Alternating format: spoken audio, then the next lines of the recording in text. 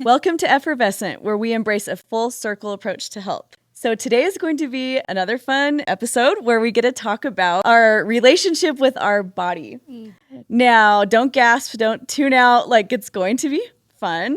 Do we want to do some 3 mindful breaths? Oh, yeah. Stop me. I don't ever remember to breathe. So please, thank you for reminding me. Brighton for speaking of okay, let's just do 3 mindful breaths. So even if you're listening to podcasts back to back, go ahead and do this again with us.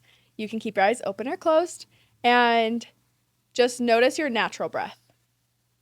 Don't even try to take a deep breath. Just notice your natural breath. And your next. And your next. And now just take 1 deep, full body breath, the biggest breath you've taken all day. And then open mouth exhale. Let it all go. So good. Thank Those you. are still mindful breaths, even if they weren't deep breathing. So Yeah, no, change it up. That's great. And it actually leads into our topic really well because we are going to talk about tapping into our own body and our relationship with our body. And I can't help but think how often I deny my body basic things that it needs, like breathing, water. Water's huge, and I'll just get busy and forget to drink water. Sleep, I get busy and forget that I need to sleep. And it really is a reflection of my relationship with my body.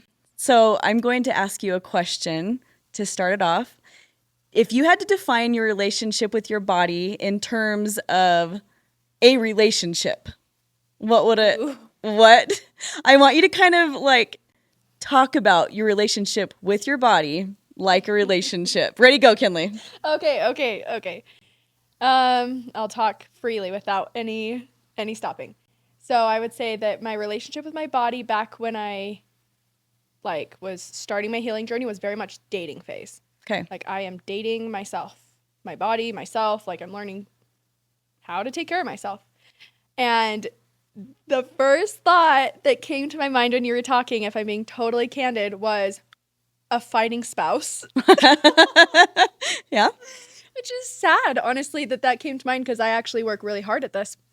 But it's information, how cool to observe that my body, my intuition's initial answer is spouse You're in a quarrel. Fighting. Yeah. Mm-hmm. And I really logically agree with it because some days I'm like, I love you, body, we're good. And then other days, if I spend too much time comparing myself to others or just sulking in my head and spinning, then I start to fight against my body. But I really believe our body is working with us, not against us. I just have to be reminded.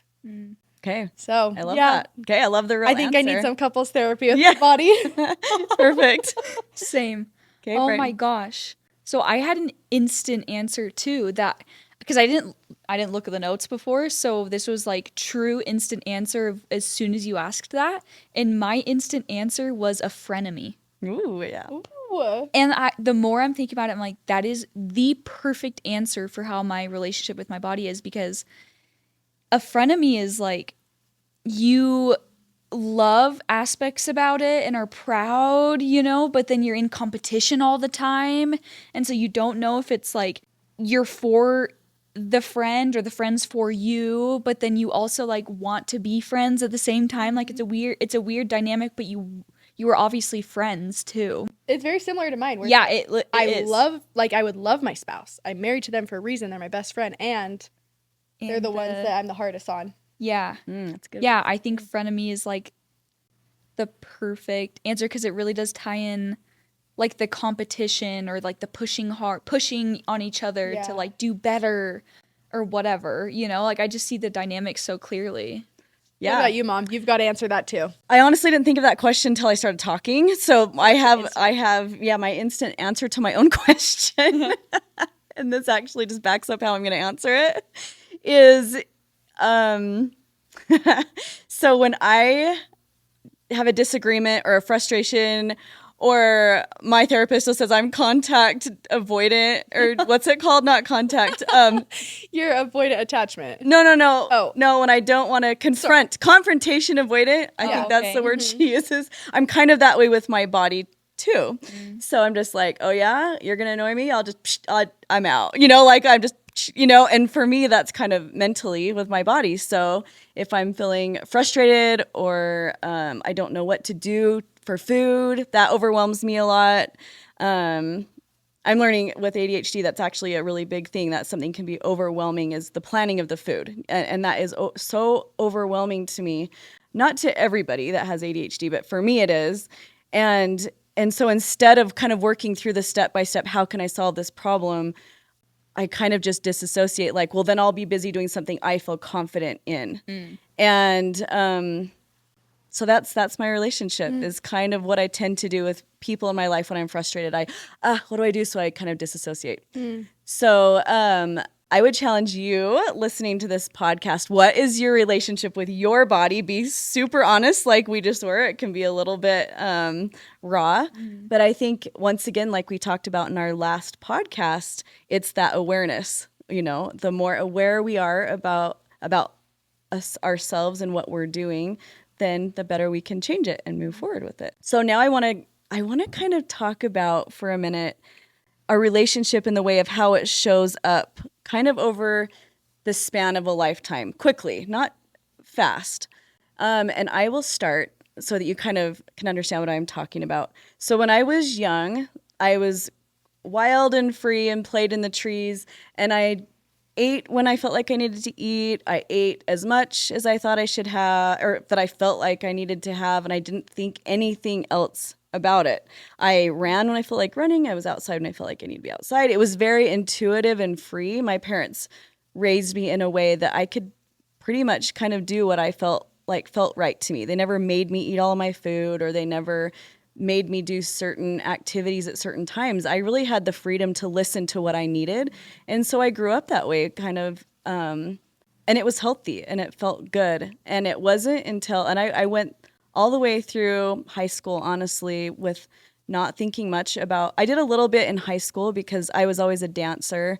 And I remember kind of like, oh, we're all in spandex, and you look around and, oh, They're no. really hard on you in dance. I'm going to back up a second. When I first noticed my body in the way that, like, in a critical way, was in junior high, when my boobs started to grow. And they grew and they grew and they grew. It's kind of like the story of the dragon that takes over the house. I don't know if you've ever... It's like, it just is natural. And they just kept growing. And all the girls were like, oh my gosh, like, why are your boobs so big and mine aren't? And I was thinking, oh my gosh, why are my boobs so big? And I remember wearing three sports bras to like smash them down. And I remember, my parents would be just kind of lighthearted about it so I could learn to laugh about it, because I think they knew, especially my dad being a principal of a high school, he knew that I was going to get comments and teasing and all the attention for the size of because I had pretty small body and big boobs, and it did stand out. And especially when I was a dancer and in spandex. So I had to start looking at that and how does that make me feel? And I remember it actually affecting choices that I would make as a teenager. People see me this way, so I'm going to do this, If I wear a shirt like anybody else, I look like a slut. I remember thinking that. But I was just buying the same shirt that everybody else would at school.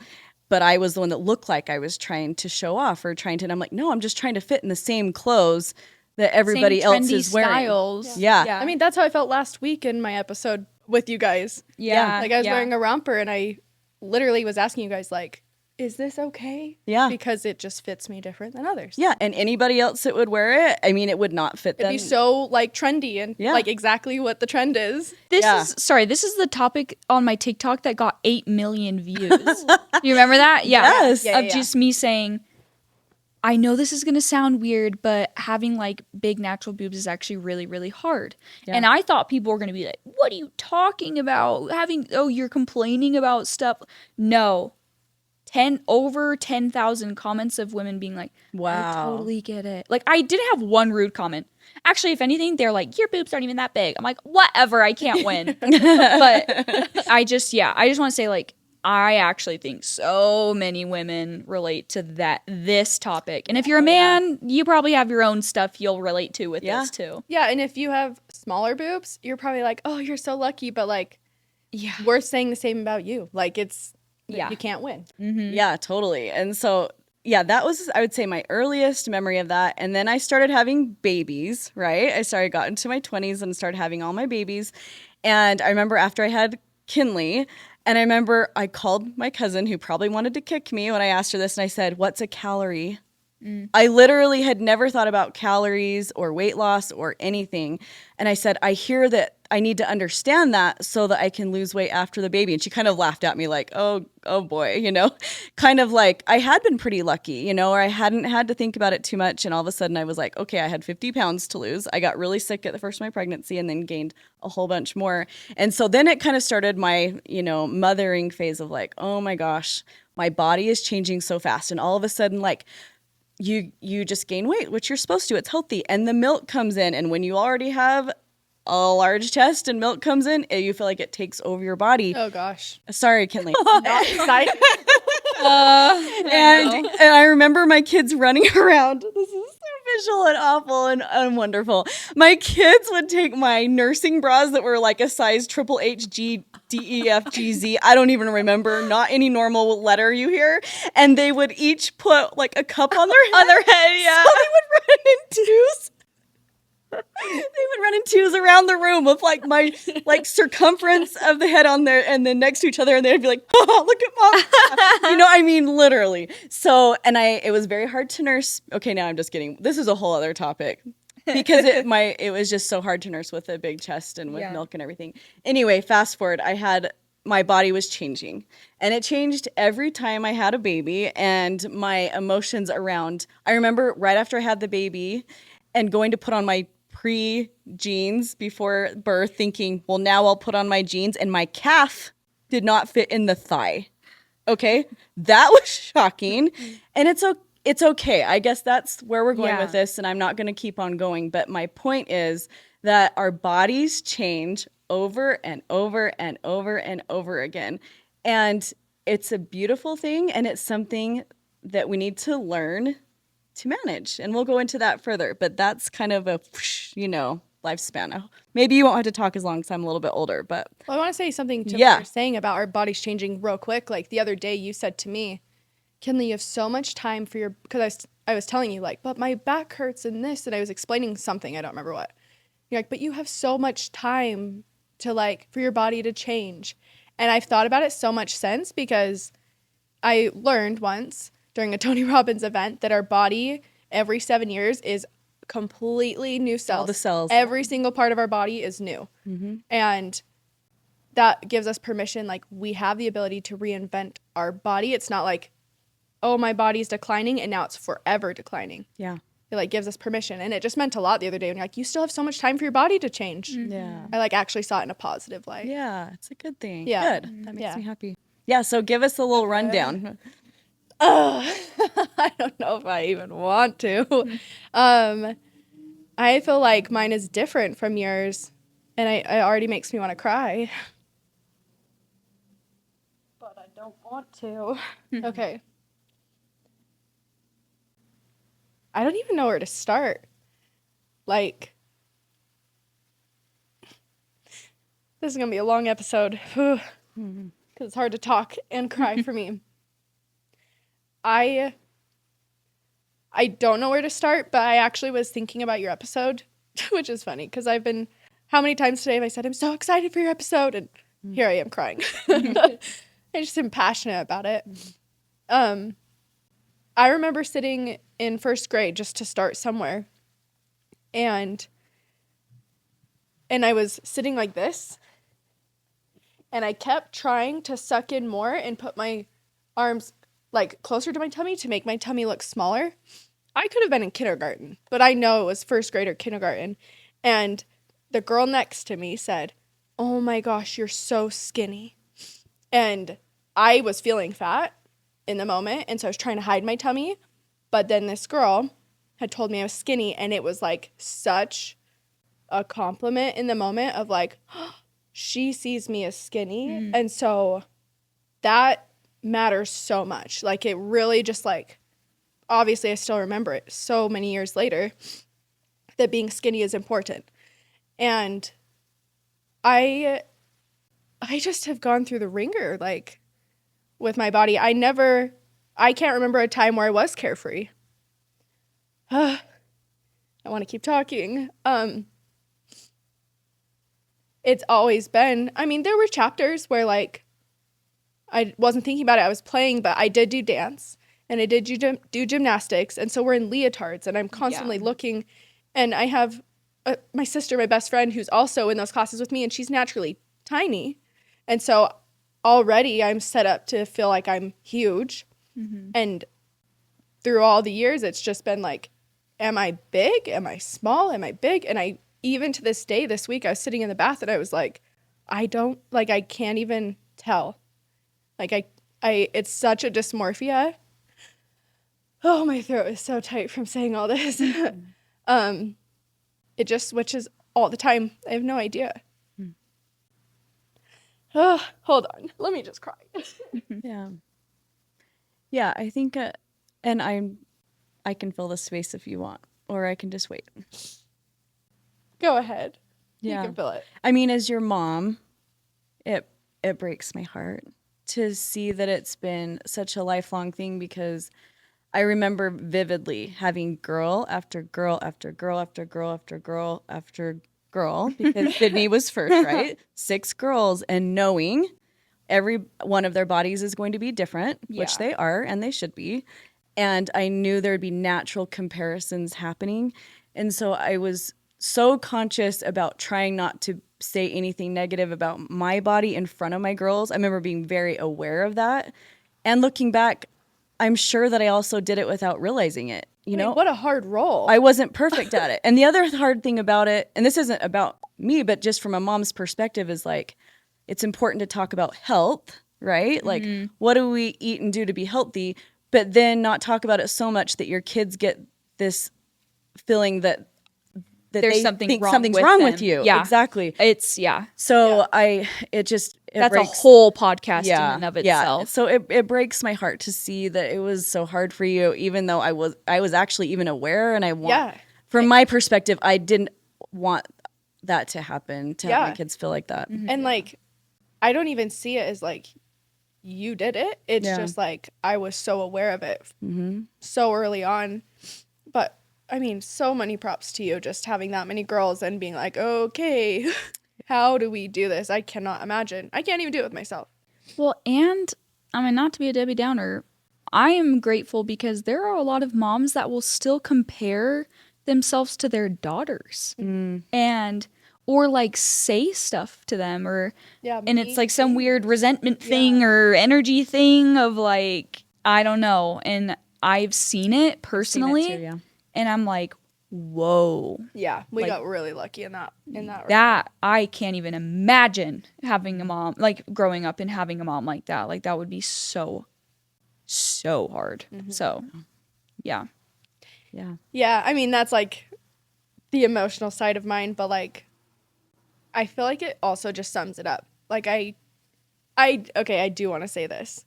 I was walking with Cam this week, like 2 days ago, and I was like, we live in Utopia. That's so awesome.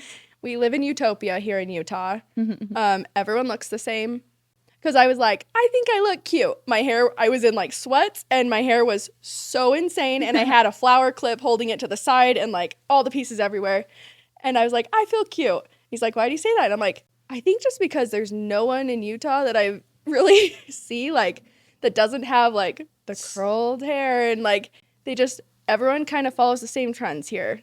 I really believe it. And he's like, well, yeah, I've been around the whole country, and this is the only place that I see like a copy paste woman everywhere I go. I don't know where I was going with that, other than we live in a dystopia place. Like, everyone very much looks similar. When I think of social media too, because there's trends of what girls look like. It's kind of talking about was it my last podcast? I can't even remember. But yeah, there's like natural trends of what girls should look like. And so it's like, even if you were the best mom of all time, then you're going to release these girls out into the world and out on social media. And like the world has been set up for you to compare. And I've heard we are like a very much set up biologically to be like a comparison visual species of like what's going on. So obviously doesn't help in that regard either. Yeah, I do want to say, like, I don't blame you. Not 1 ounce of me has, I don't even have a memory of, like, when mom said this. That's what I was going to say, like, too. I don't have anything like and that. I don't feel that from you. I guess I can't help but reflect because we're sitting here reflecting. For sure. You know? And same, though. I'm like, well, where does it come from? I mean. Well, and you also were the first generation in the entire world that has the internet. Yep. Yeah. I mean, I didn't have the internet. If you think about just that one thing Huge. alone, I had the girls maybe on my team and at school. That's it. I never, You didn't never see the top went online. 1% of girl people of the world that are the prettiest you'll ever see. There was no Photoshop. Yeah. There's no internet. There's no, like, all we had was like the TV shows that you had to turn in live to even see it or you miss it forever. I watched Superman once a year when it came on, once a year on TV. It just was a totally different world. So I think maybe what I'm saying is having a little compassion for yourself in the way that, gosh, you guys are dealing with things that generations before you in the history of time never had to deal with. Yeah. I mean, if we're getting really honest here, like, I saw porn at like 7 years old. And my friend showed it to me, and it was like, oh, that's what I'm supposed to look like? Oh, that's what I'm supposed to do to be beautiful in this world? And I know that messed with my mind. Absolutely. And it makes me so sad because it's like, kids now are also dealing with it, but like, we had no idea, and things were just like coming out so fast when I was young.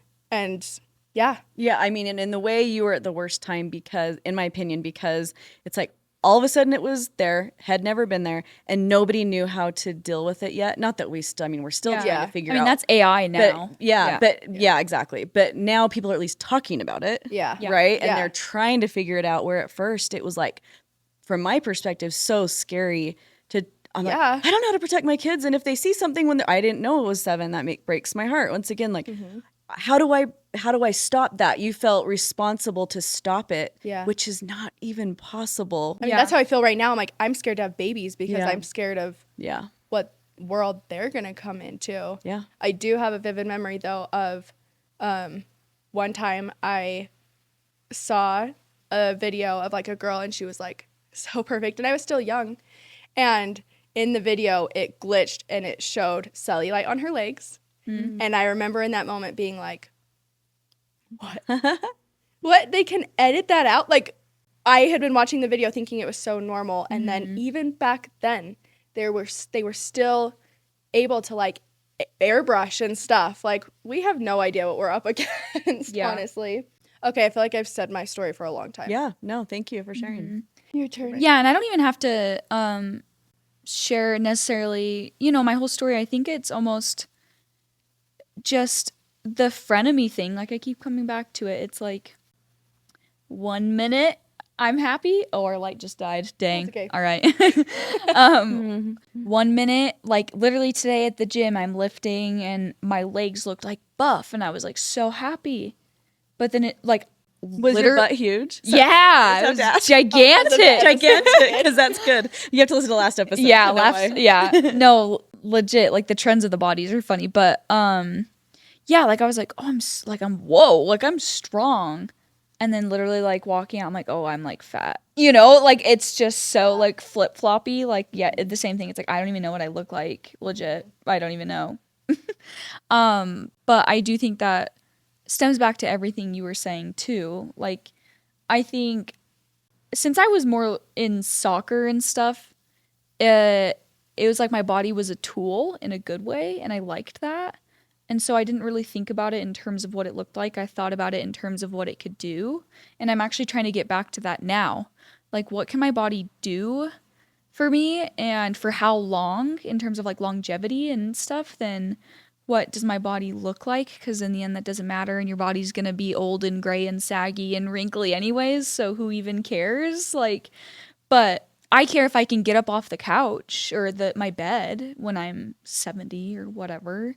But yeah, and then I think things change, especially junior high and my boobs growing. Gosh. Yeah, we all went through that. Oh, went through that. Thanks, Mom. Lost boobs, I know. Yeah, but yeah, like I can or like boyfriends, like, you know, or boys paying attention to me because of that. Oh, yeah. For sure. Oh, it's so wild. You can get ready one day and everyone will look, and then don't get ready the next day and like you're Yeah. invisible.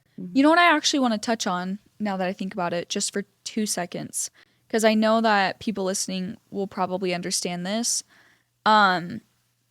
If you've lost a significant amount of weight, gosh, you like, not blaming you, but you like brought the emotion in, which is good. You're welcome.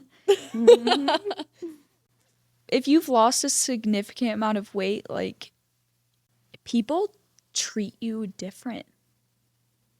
And you experience 2 different lives. And I never would have known that. But I can vividly remember certain like people or girls that would have never talked to me say like, you look so good. And they were like the popular girl. Or literally like the most popular cute guy that went to my school, which is funny because Utah, I'm like not even gonna name nothing, but like everyone knows everyone here. But he came up to me at the gym after we graduated, never talked to me once, and like wanted to hang out. And I look and like he's like, yeah, I just feel like we never like crossed paths. I was like, no, I literally was your chemistry partner. Like, what an ass, actually. Oh my god. You know what I mean? Like, and I shut him down so fast. I was like, I was pissed. Like, I was like, it's dumb. And yet I so experienced it. And I know people have experienced that. And I wish it wasn't that way. And so it's almost how to navigate that, how to navigate longevity and aging and all of those things. Yeah. Okay. Yeah. So what do we do? Okay, so I'm going to take us through the appreciative inquiry process. I know that's so scientific, but it's a really cool way of talking through this topic that kind of gets us to an end result. And I'm curious how it'll work in this situation. I use it a lot in group training, or teaching protective factors, or having group parenting meetings, or in businesses. So what we're going to first answer is, what would it look like if we all had a great relationship with our body? If it was the best relationship we could ever imagine, what would that look like? We're just going to throw it out there for a minute. For me, I wouldn't hide it. I feel like I spend a lot of my energy hiding my body out of fear of like, oh, is my cleavage going to look too much because I have boobs? Or is my tummy going to look weird? And I'm constantly like, oh, find the bigger clothes that doesn't show my body. Yeah. Okay, that's great. What about you, Brighton? What does it look like? Best relationship. I almost thought, how does it feel? And which this is a horrible way to explain it, but it's not what I mean. So I hope I can explain it. It feels like light and like freedom, but not because like I'm light, you know, it's like, it's the feeling kind of like you were talking about as a child of, I can just throw on clothes and go run outside and not even think about it, honestly. Yeah, you literally took my answer. Because when I was thinking, I was like, it's like when I was young, I'd never thought about it. Yeah. That's it. Like, it's a non-issue because my energy is in, where am I? What am I doing? Who am I with? I'm not looking at myself at all. Mm-hmm. I think that is the most beautiful, free experience, whether I'm in a swimming suit or I'm in sweats or I'm this or that. Like, it's a non-issue. For me, I just have to complain. It's so hard in the fitness industry to like do that, you know, because it's like, there's the whole saying of like, well, I wouldn't hire a personal trainer if they're not fit. Like, it's just But who's saying that? I don't know. Not your ideal client. Yeah, true. That's actually a good point. But yeah, like, and so I still hope even then, like, to get to that place of like, I work out every day and I do everything I can and that's it. And that is it. Like, it doesn't matter. Yeah, and I'll add one more just because I kind of piggybacked off what you said, but as I'm aging and I'm almost 50, dang, I look at things so much differently now, where it's like, what does that look like? It looks like I can lift my grandkids. It looks like I can get up and down without trying to keep my balance and not falling over and hitting my head. I mean, that sounds kind of weird, but like your perspective of vitality, that's not even a word. Vitality. That's a good word. What did I combine? Vitality. Vitality and reality? Fine. I don't know. That's a good one. But your definition changes, Yeah. just like our bodies change. And actually, in performance psychology, when athletes retire and when they move on from their sport, it's actually a really precarious time, because if they don't carefully lay out, what are my next plans? How am I going to continue living in the real world with eating and with my image? Because everything's tied up in their definition of their sport. Brighton, you experienced this with soccer. I know you did, even as a kid. What is that going to look like? What is that going to feel like? And so in performance psychology, they'll prepare athletes when there's injury or when they're retiring, so that they're set up and they're resilient for that transition. Same thing, I think, for aging or for any transitions in our lives. It's important for us to set up structure so that we're like, okay, for me, I'm getting a little bit older. What does it look like for me to be resilient? What expectations can I have? And research actually shows that your how you see your body and how hard you are on your body. Oh no, I don't want to hear No, that. it's better. Okay. It's better because you start shifting it from external things, like what is my size of my pants or whatever, to am I able to hang out with my grandkids? Can I, it just, your perception changes so much. So, okay. So here's the next second part of appreciative inquiry. And I feel like yeah, go ahead. if you're listening to this, you should be answering these questions too. Yes. Like that with us. That very first one of what is the relationship with your body? Yes. And then what does the best relationship look like? What can it look like? Okay, so the next part 2 of this appreciative inquiry is, what are the blocks? What are the barriers that get in my way of achieving this ultimate world? No matter what you're talking about, but in this instance, we're talking about what are the barriers that get in the way of having a great relationship with my body? I know scrolling. Okay. I know for sure spending time like intaking on Instagram instead of outputting. I really try to focus. I'm trying to focus more on outputting than intaking. That, and then I'd also say beliefs, like beliefs like I'm not good enough or I'm ugly, things like that. Like those beliefs get in my way. So I'm not going to get the stats exactly right because I'm not going to pull it up on my phone. But basically, you think of the same thing about 90% of the time that you thought about yesterday and the day before and the day before. And I read this once, I hope it's not true, 80% of our thoughts are mostly negative.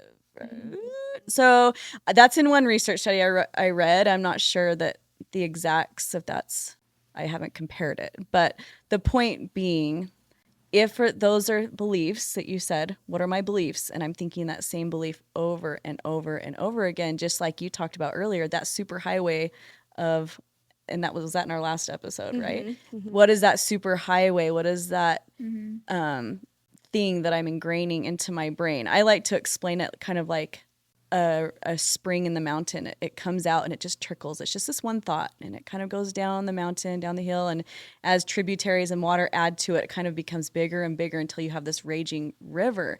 And if we don't divert the water or those thoughts that it can be intrusive or ruminating that are destructive, then we get to a place that's a lot harder. So being aware, okay, what are my beliefs that I'm thinking day after day after day, so that then you can work on that.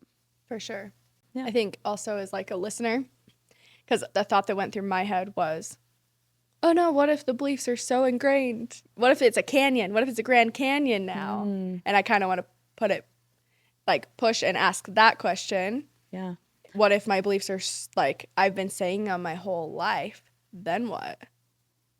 Well, you've set them up until your whole life today, and then you have a whole future life ahead of you tomorrow. It's kind of like what you said to me this week, actually. You have so much time. I mean, we don't know how much time we have, but you get to choose what you do with the time you have. So what can I do in this moment? And that's actually going to be the next part of our appreciative inquiry. We're not going to get there yet, but I love that you brought that up because we're going to get there. Okay, Brighton. What was the? I have my answer, but what was the question? Yeah, So I no, can what phrase gets it in the again? way of this perfect relationship instead of being frenemies? Cracking my nipples. What just happened? Cracking my nipples. Please don't cut that out. I know we talked a lot about boobs, but Oh my gosh, I'm sorry, everyone. how do you even do that? I don't want to know. Why am I cracking the microphone? Like, No, what am I doing right now? No, I meant like cracking your nipple. Yeah. but- I'm sorry. Okay. What are the? Whoa, now we're way off. What is getting in the way of being more than frenemies? What are the barriers? right. Oh, yeah. We're Okay, talking yeah. barriers. Yeah. Whoa, we're like Oh my way gosh, out there. I'm really sorry. Yeah. Barriers to get. Okay, I actually had a really good thought, so I want to try and remember. I want to talk about a belief that I want to have really bad, and I've thought about this for what? That's in step 3. Oh shoot. Okay. Barriers. I think scrolling absolutely for sure. Probably number one, especially when I'm trying to make good content and then you try and consume content and that's just like a whole thing. Barriers. I think even the beliefs that I've been saying right now, like, oh, like I can't post a workout or anything because my body doesn't look a certain way, and it's like it's just me in my own way. It really is. I think, yeah, because it's like I know so much to do with health and fitness. Like it's just me, and I work out, I do all the things. It's just me that's in my way of Yeah. living. Dang, it's so simple but so complex. Yeah.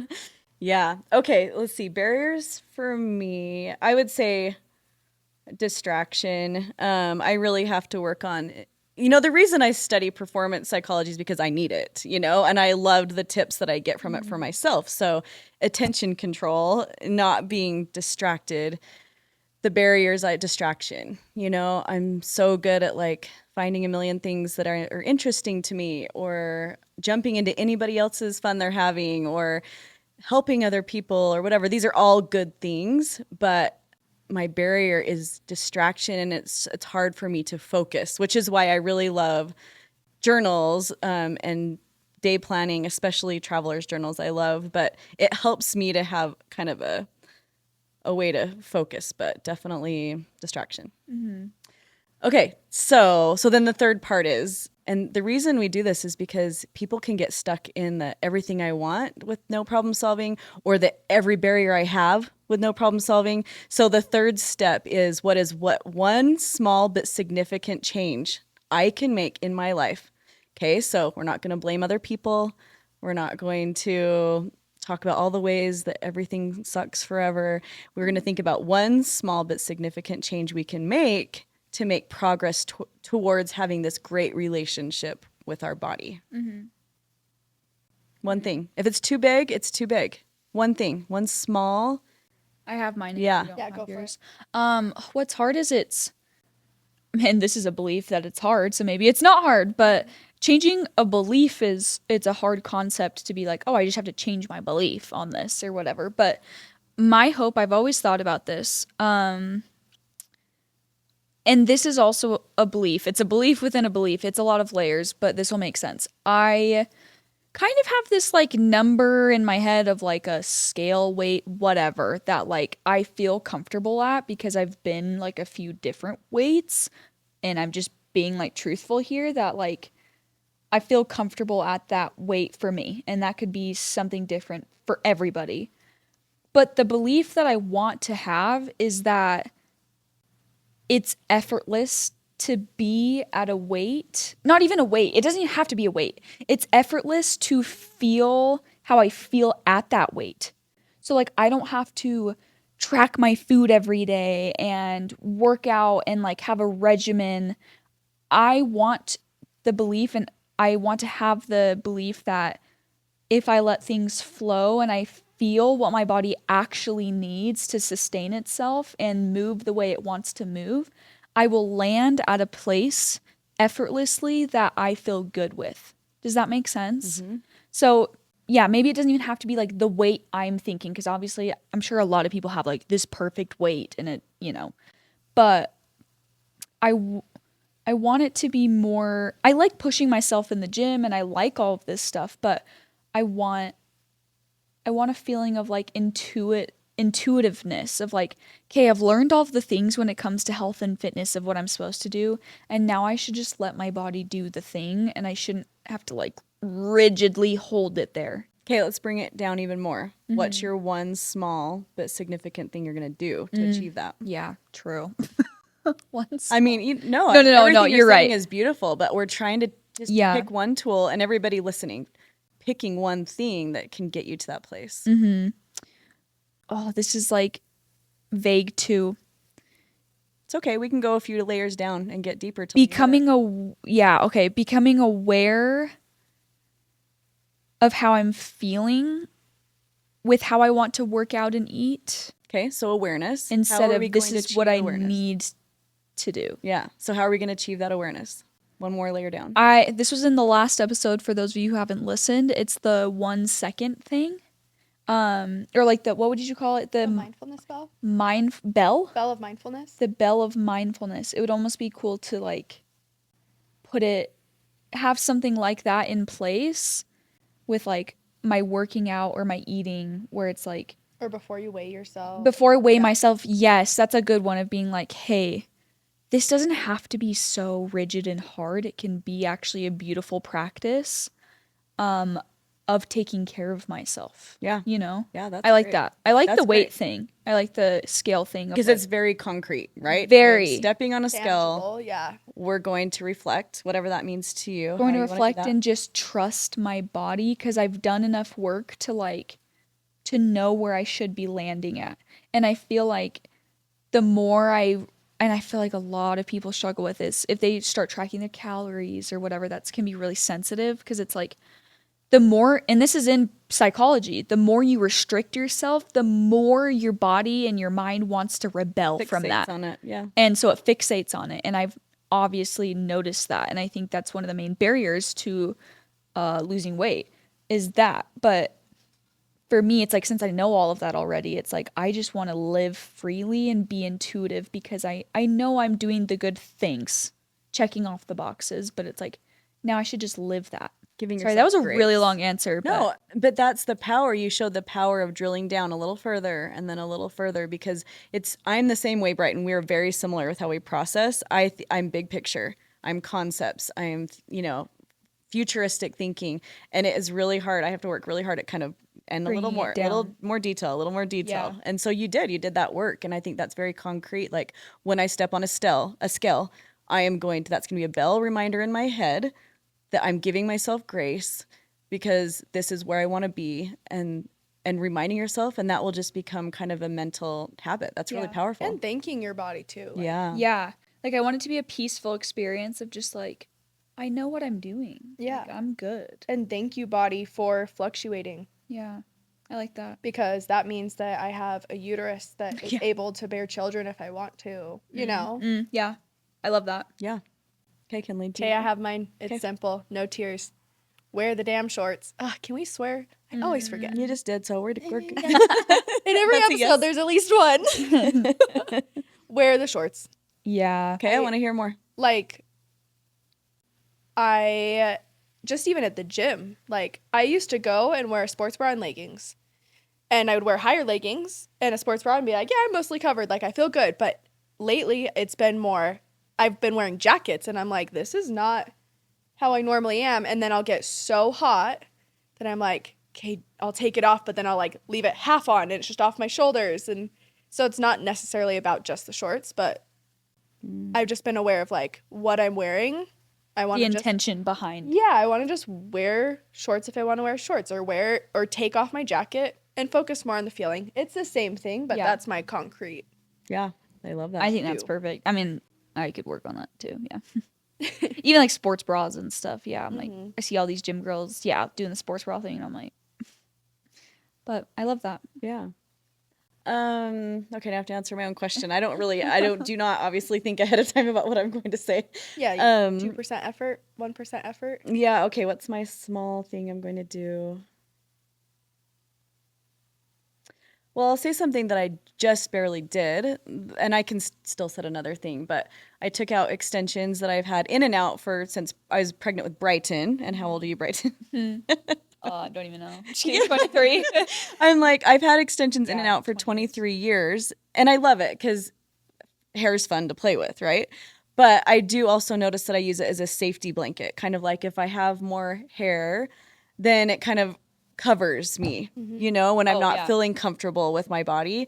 And I kind of just decided recently, like, not that extensions are bad. I love extensions. They're fun, quick change. But for me, I want to really focus on not the extras to cover up, but being more free with who I am naturally. Yeah. So that's one thing I just did. If I have to hurry and add another one, as far as one thing I can change, I would say very clear gratitude statements for my body. It really has helped me over the years when I do it. So one I love to say is I'm so grateful for my arms because they've been able to hold my babies. I'm so grateful for my hands because I've been able to hold my kids' hands and hold my husband's hand. And I'm so grateful for my legs that have carried me no matter what size and weight they are at the time. And I've been all over the board with my weight over the years, and being pregnant 5 times and then having hysterectomy when I was 34 and then premenopause. And I'm already through menopause and I'm not even 50. Like, my weight's been all over the place. But I'm grateful that my body reflects what I'm going through because I'm learning to let that teach me what I want to do with my decisions in my life. What do I need? Your body keeps a score. Most recently, I'm grateful for my eyes that are fading. Here we go. Now I'm the third person to cry today, right, in this episode, but I'm losing my central vision, and that's hard. And then I also think, gosh, I'm so grateful I've been able to see what I have. And I'm grateful that as I watch something that fade that I value so deeply leave me or fade gradually, that my other parts of my body are stepping up. I mean, and I feel like, gosh, my intuition's stronger. My body is fighting to be stronger, to take care of myself. I recognize emotions even better. It's almost like it makes it harder for me to disassociate because I have to be grounded and show up for myself. For my sight that I'm losing, my body is stepping up, and I'm so grateful that my body is doing that in different ways. So that's my small, and it's my big. Yeah. Show gratitude. I think we're all going to have a vulnerability hangover after this episode. Yeah.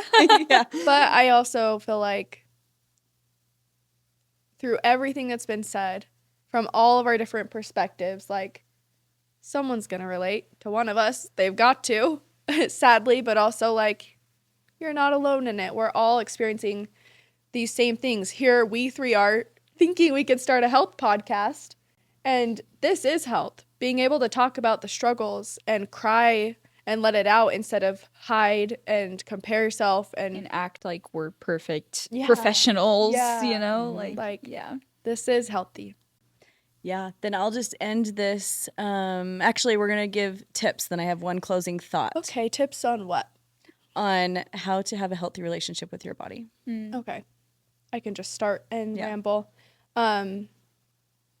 I definitely am like, oh my gosh, I shared so much. I'm already like having those thoughts, but it's because I've done so much work in this area that I'm like, I'm just very aware of myself in this area. So my tip would be, well, the broader version of it is to focus on how you're feeling more than how you're looking, because that is ultimately, at the end of the day, like, I would rather be on my deathbed feeling good than looking good,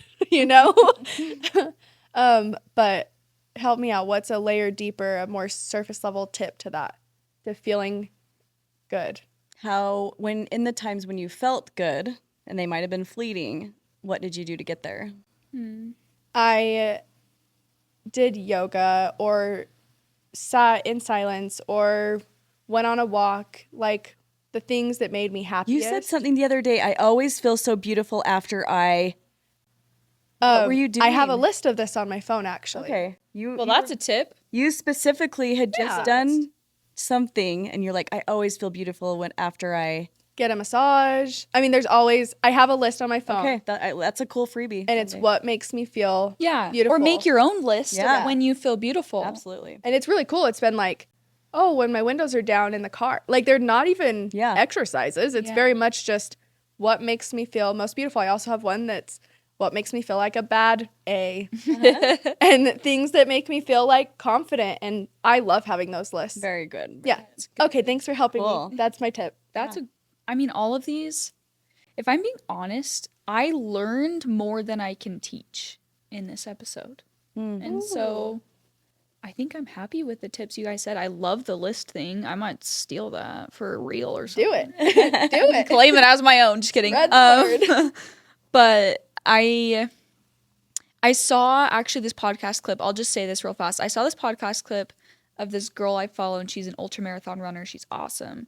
And she said, I started getting into running instead of the gym because there's no mirrors. And I was like, I totally understand that. And also, I love the gym, but I think, like getting outside of your own routine and paying attention to how you feel with that. So like I feel so good. Even after I like play pickleball or like something, something out of my own routine, like I feel strong and it was fun and like it lit my fire or like a big hike even, and that has nothing to do with how you look. So yeah. That's awesome. And Brighton, you underestimate yourself. You are 23 and I learn from you all the time, even when you were a young kid. I mean, geez, I've learned from you your entire life. So, Thanks. okay, tip from me, play like a kid. It's just so valuable. Go sleigh riding, go hiking, throw water balloons, play hide and go seek. I think we put in a box what health and exercise looks like. Yeah. When really it's just like fully living and doing things that we love and joyfully. And I think when we get older, we're like, oh, we don't do that anymore. That's what kids do. No, I don't believe that at all. Yeah. I think that That's why I created a whole retreat on it. yes. Like, we have to keep playing. Yeah, tip is find the way that you play. And if you don't play, go hang out with somebody that will play with you and remind you of your inner child. That's I love it. I love it. Did you have something else to say? Oh, sorry. No, go. I think I look at like really old women, men or women, and people try and like dissect like what they do, and they're still so healthy and spry. And one of them is like Warren Buffett, even though he drinks like 7 Cokes a day, not Diet Cokes. And I just like look at him, and obviously I know nothing about him, but I could assume or imagine that it's because he's doing stuff that fills up his cup, and he's teaching people still, and he's still going out there and whatever, in whatever way it looks. And I just think like it's just health is so much more, like the vitality is so much more than like if you make sure to drink the Diet Coke instead of the Coke, it's like So much more than physical. it really is. So I just like that. Yeah, thank you. So just to wrap this up, I want to have you think of a visual for a minute. I want you to think of walking into a forest and seeing the beautiful tall trees and the flowers and this, imagine that you're smelling these things. And I want you to imagine your life like you are a flower.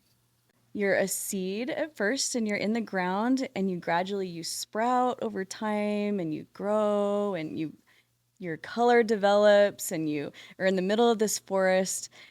And then, eventually the breeze gets cool and you start dropping some petals, and maybe your green stem is a little bit more yellow, and maybe it starts to turn even brown.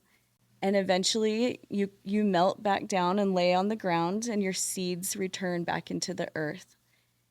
And in our life, and who we are that flower. We are meant to be seeds, and we're meant to grow, and we're meant to bloom. And then we're also meant to eventually turn a different color, turn a different shape, and return to the ground. And that's the beautiful cycle of life. And it's a beautiful thing. And so if we can look at our body changing like the seasons of the earth, or like fall leaves, it's a beautiful process that is meant to happen, and to not fight it, to just enjoy the beauty of all seasons. That's it. I think that's how I want to end this podcast. But thanks for showing up in such a vulnerable way, you two here, but those that are listening on the podcast. And I hope that you're able to take some of these things and to self-reflect. And of course, let us know if there's anything that you want to share with us, or maybe an aha or something that we know that we're resonating with you, and that we want to be helpful on this journey with you as well. But that's it. I think until next time, we'll catch you later. Bye. Bye.